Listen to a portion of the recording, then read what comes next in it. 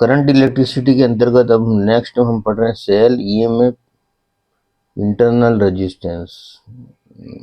ये कंटेनर पात्र है, उसमें दो इलेक्ट्रोड है ए बी, बाहरी रेजिस्टेंस आर है और इसका आंतरिक रेजिस्टेंस जिसमें इलेक्ट्रोड का रेजिस्टेंस भी आता है, इलेक्ट्रोलाइट का भी आता है। ये इलेक्ट्रोलाइट है, वो आर है, स्मॉल आर। तो इस तरह से ये ई जो ईएमएफ है वो V प्लस और V minus is greater than 0।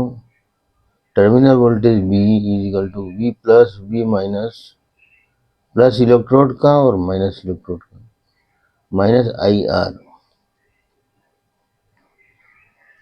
V potential difference across R, V IR, और ये E है V plus plus V minus minus IR।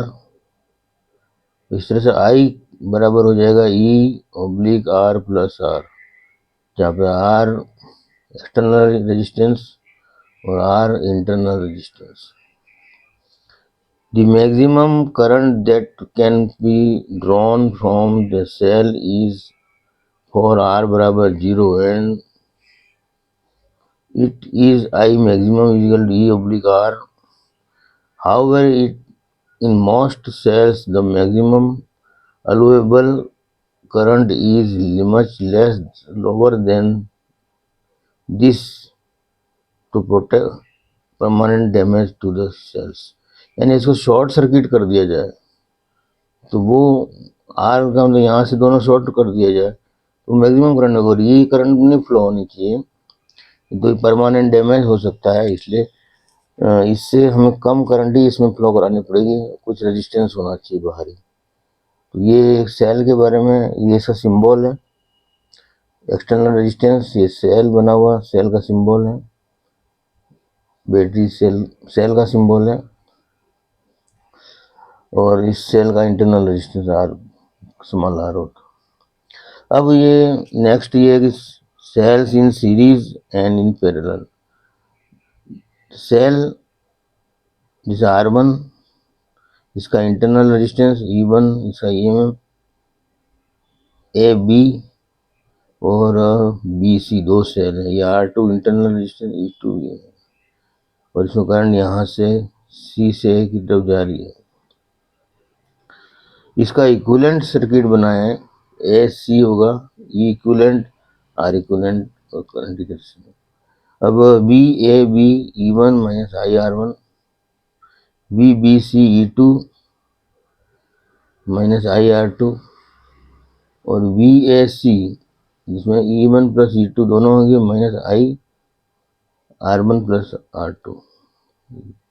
तो VAC is equal to E equivalent minus IR equivalent.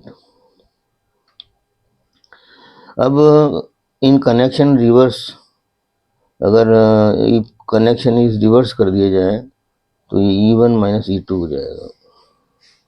Next है parallels में। Parallel में जो दो cell जुड़े हुए हैं तो करंट बढ़ जाएगी I1 और I2, और ये समांतर में जुड़े हुए हैं। ऐसी वही सेल E1 और E2 समांतर में जुड़े हुए हैं तो करंट I बराबर I1 प्लस I2 होगी, और इसके मध्य जो विभवांतर है वो V होगा।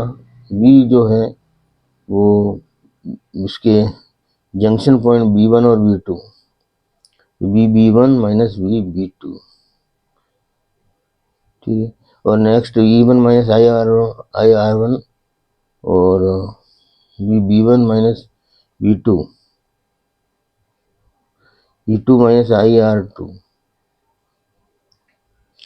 तो ये V जो वोल्टेज है विभवांतर है वो दोनों सेलों पर निर्भर कर रहा है। एक ही टाइम में एक सेल नहीं आएगा, E1 वाला है माइनस I और E2 वाला है माइनस I2। अब I जो करंट है वो I1 प्लस I2 है, I1 हो जाएगी E1 माइनस V बटे R1, और या E2 माइनस V बटे R2।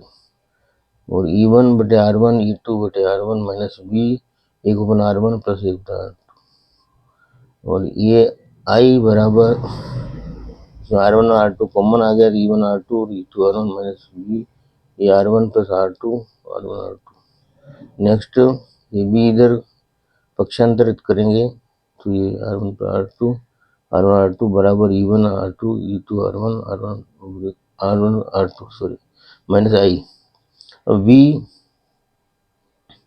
अब इसके साथ जो रेजिस्टेंस की है R1 plus R2 R1 oblique R1 R2 ये उल्टा हो जाएगा यहाँ पे, तो ये E1 R2 E2 R1 और R1 R2 कट जाएंगे तो बचेगा R1 प्लस R2 माइनस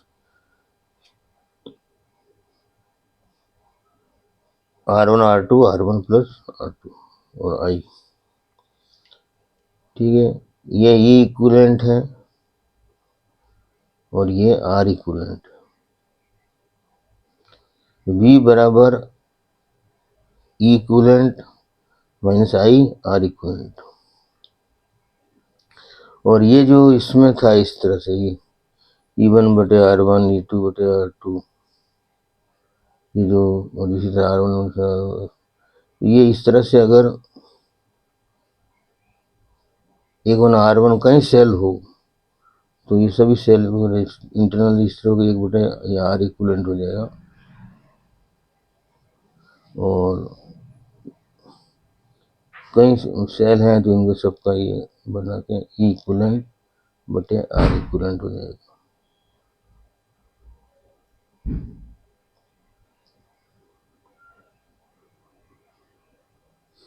तो E इक्विवेलेंट बटे R इक्विवेलेंट, एक से ज़्यादा सेल है तो ये हो जाएगा। और अगर रिवर्स कोई कनेक्शन उल्टा कर दें तो E2 माइनस आ जाएगा, माइनस। इस तरह से सेलों के सीरीज और समांतर क्रम में फार्मूले बने। नेक्स्ट हम पढ़ेंगे बहुत ही इम्पोर्टेंट किरचॉफ्स लॉ। किरचॉफ्स के 2 नियम होते हैं, जंक्शन रूल और लूप रूल्स। इसको करंट नियम और वोल्टेज नियम भी कहते हैं। प्रथम नियम जंक्शन रूल्स। जंक्शन रूल्स के अनुसार at any junction the sum of the current entering the junction is equal to sum of the current leaving the junction. जैसे ये एक जंक्शन पॉइंट है, इसके ऊपर I1 और I3 इंटरिंग कर रहे हैं और I2 I4 I3 लीविंग कर रहे हैं, तो टोटल करंट का योग 0 हो जाएगा। I1 बराबर I1 plus I3 entering current और लीविंग करंट I2 I4 और I5। ठीक है, नेक्स्ट है loop rules. The algebraic sum of the changes in potential around any closed loop involving resistor and cell in the loop is 0। तो इसमें एक junction है A, इस पर I3 करंट आ रही है और I1 I2 लीव कर रही है। अब एक लूप में इन्होंने तय किया है A H D C B A। अब इसमें इधर से चलेंगे हम तो करंट की दिशा यूँ इसके इधर बह रही है, तो करंट हायर पोटेंशियल से लोअर पोटेंशियल की तरफ जाता है। तो जब वोल्टेज गिरता है तो उसको माइनस में लेते हैं, इस तरह से ये -30 I1 होगा। तो इधर भी दोनों स्थिति में 40 और एक जो है यहाँ 41, इसमें भी हायर पोटेंशियल से लोअर पोटेंशियल करंट जा रही है, -41 I3 हो जाएगा। नेक्स्ट, जब बैटरी के माइनस टर्मिनल से प्लस टर्मिनल पर तक जाते हैं तो वोल्टेज बढ़ता है, तो प्लस लेंगे यहाँ पर, प्लस 45 बराबर 0। अब नीचे loop A H D E F G A, ये लूप है। अब इस लूप के अंदर ए एच करंट माइनस आएगा तो ये पोटेंशियल गिर रहा है, और इधर से इधर आएंगे तो ये करंट की दिशा यूं जा रही है, इसलिए ये 21, 20 और 21 ये प्लस का होगा, क्योंकि इसमें पोटेंशियल हायर पोटेंशियल की तरफ जा रहे हैं। और इसके बाद 80 वोल्ट है, वो हम हायर से लोअर पोटेंशियल में जा रहे हैं, तो माइनस का 80 आ जाएगा जीरो। तो ये इस तरह से किरचॉफ्स के नियम के अनुसार किसी बंद इलेक्ट्रिक सर्किट के अंदर, जिसमें अलग अलग सेल्स हैं, रेजिस्टेंस हैं, तो रेजिस्टेंसों के क्रॉस वोल्टेज ड्रॉप और सेलों का वोल्टेज, इस तरह से पूरा बंद परिपथ में जो कुल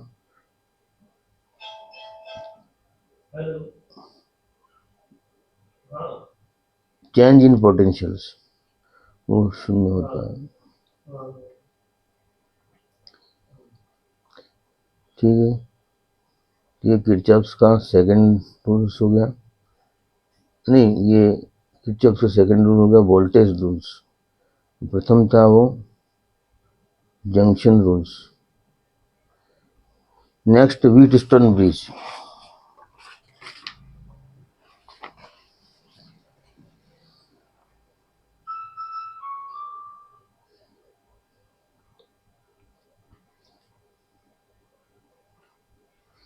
The Wheatstone bridge is a network of resistance and used to measure the value of unknown resistance. Its principle of working is based on the fall of potential along two conductors connected in parallel. For resistance P, Q, R, X unknown है, arranged in the form of networks, B batteries, S switch, G galvanometers और K galvanometer key, B D, A B और B C, ये A B और B सी, तो ये जो है P और क्यू, ये रेशो आर्म है, और आर है ए डी आर, ये वेरिएबल प्रतिरोध है, आर वेरिंग प्रतिरोध है, और एक्स है वो अज्ञात प्रतिरोध है। ये बैटरी बी है, इसके अक्रॉस एस सी पे लगी हुई स्विच एस है, करंट यहाँ से दो भागों में बढ़ जाता है, आई वन और आई टू। और बी और डी ये गैल्वेनोमीटर के टर्मिनल्स है, और जब गैल्वेनोमीटर में कोई भी करंट नहीं फ्लो नहीं होगी, आई जी इजिकल टू जीरो हो जाएगा, उस कंडीशन में इसको बैलेंस कंडीशन कहेंगे।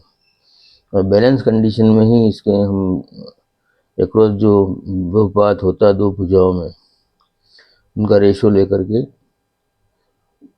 अज्ञात प्रतिरोध को ज्ञात करते हैं। ब्रांचेज इसमें ए बी सी और ए डी सी दो हैं। ए बी सी में आई वन करंट है, ए डी सी में आई टू करंट है। When switch is of galvanometer is closed, ratio between P and Q is adjusted for any value of R and X, so that there is no deflection in the galvanometer. Ig is equal to 0, VBD is equal to 0, D and B and D are at Q potential, then PD potential across AB is equal to potential across AD.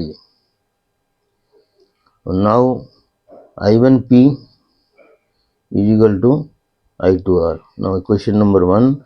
Similarly, potential difference between BC and potential between DC, that is I1Q or I2X. Second, divide 1 and 2, I1P and oblique I1Q, I2R oblique I2X. तो ये I1 और I2 cut जाएगा, ये P बटे Q R बटे X by cross multiply x P R Q, x unknown resistance R Q oblique P. तो and P and Q ratio arm है, R resistance varying है, so that any value for any value of P and Q and R, we can find the values of the unknown resistance X, I G is equal to 0। Condition क्या है? I G is equal to 0। तो इस तरह से ये Kirchhoff के बाद ये व्हीटस्टोन ब्रिज में एक नेटवर्क है के बारे में हमने ये अध्ययन किया।